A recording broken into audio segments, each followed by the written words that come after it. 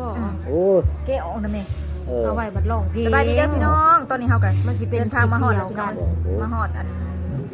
บ้านพ่อใหญ่สายันแล้ว จะกระปุกลงน้อยเปิดน้อยนึง เขาน้ำเพิ่นพี่น้อง สบายดีเด้อพี่น้อง คือมีแต่ผูกอองต่องแท้นี่ โอ้ยกล่องนางไม้พอเขาเบิดมือพี่น้องเอ้ยงานเพชรอองต่อง ยังก่อน30ก็ยังแก้ว ว่าแม่นผู้สาว10นะบ้านเขามา ใส่ถุงนี่ได้ กล้องอะไรทำไมมันสวยเหมือนกล้อง มีปักไฟ ตอก บ่ เลย บ่เนาะบัดบ่ถือปักไฟ กล้องในตู้มันใดบ่ได้แม่นกล้องแต่งกล้องนักใด ลืมถือปักไฟ กล้องในตู้มันเอง งานบ่ตายปัก เฮากินข้าวมาแต่เฮือนจนกี่ อืม แต่งให้กิน หน้าตั้งไปเนี่ยมันให้ลูกเราได้มาผ่อนลำบงมาเด้อใครจะเป็นคนลอกเขาเด้อจะมาผ่อนลำบง อะไรเรื่องอะไร ผ่อนบ่เป็น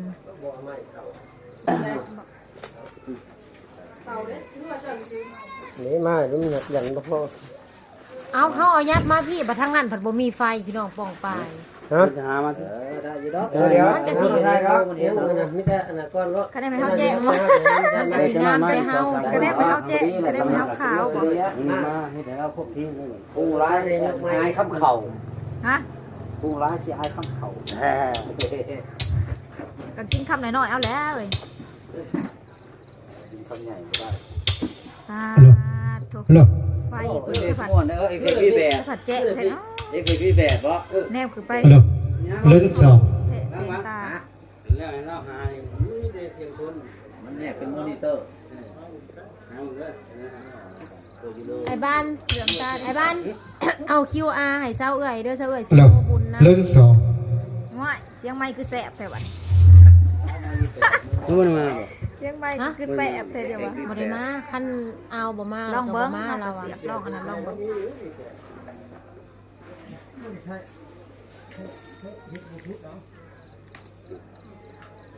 อันนี้นี่ส่งก็ได้บ่เอาส่งเป็น QR ไป มันบ่เป็น QR อันนั้นนั่น ส่งขอใหม่สลิป เอาก็ตัวเจ้าเคยเอาให้เจ้าก็เลื่อนลงมาตัวเจ้าเคยส่งให้กับเจ้าหันนี้ ลบแล้วสิบ่ สลิป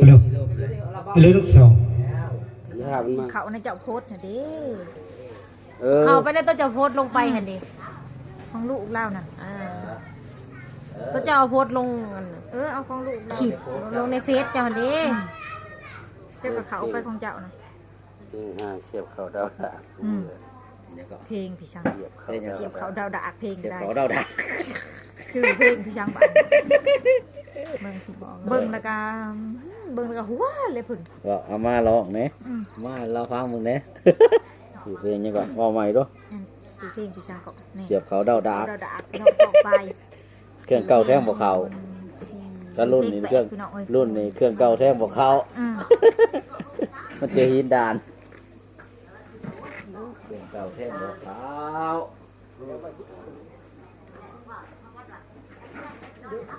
เป็นสีเงียบๆเข้ามาคำก็เลยเจ้ากับเมื่อน้ำแล้ว บ้านเฮาน่ะคันซ้ำนี่นะ ได้บ่บ้าน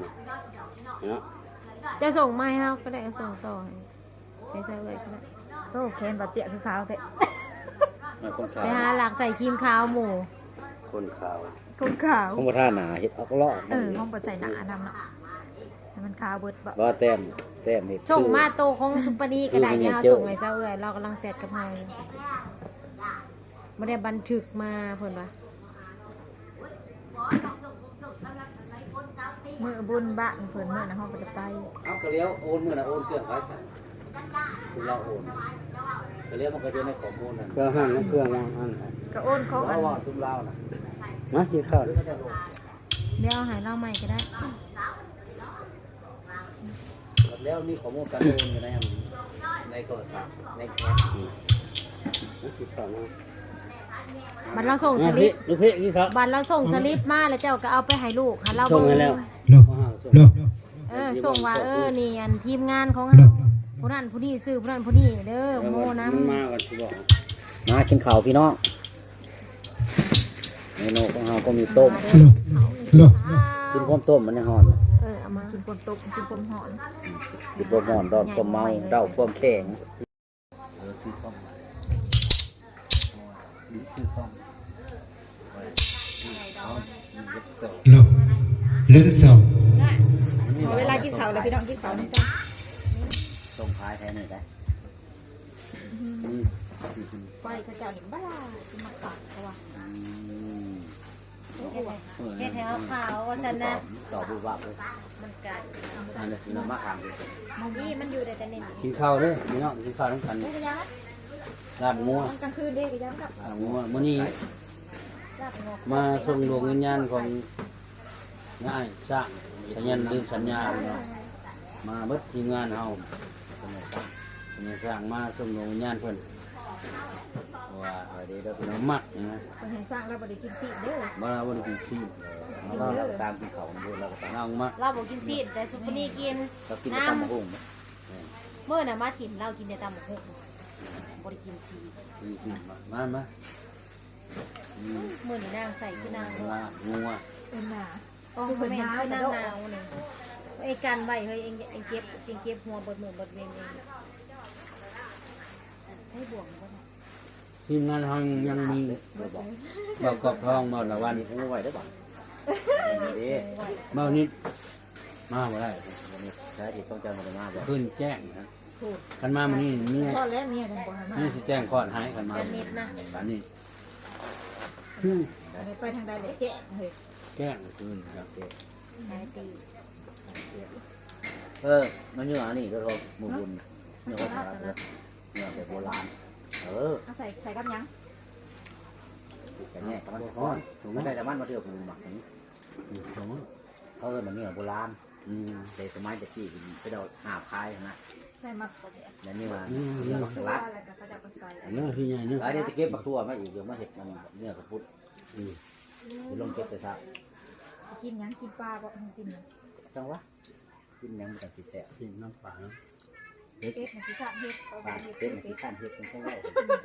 อยากเนี่ยมันสบาย อย่าอันนั้นซ่าเฮ็ดไปแล้ว บ่วงมาแล้ว ไปแล้ว อันนี้ผู้เชื่อให้ใครเนี่ยนี่มันเชื่อนั่นได้ สิยังตก มันกินโลดได้โยม กินโลบอกท่านลบคนลบยังก็ยังธรรมดาอยู่ยากคือทำยากกันนิดนึง มันเป็นชุดหมองเนี่ย ไผ่ ยิ่งกล้องบ่ถือ บ่นกัน อย่ามัน มาซึมเฮาอันนั้นได้จ้ะสิไปตั้งพุ่นบ่จักสินะ อย่ามันคาโปะ แส เลย งกลางคืนเนาะ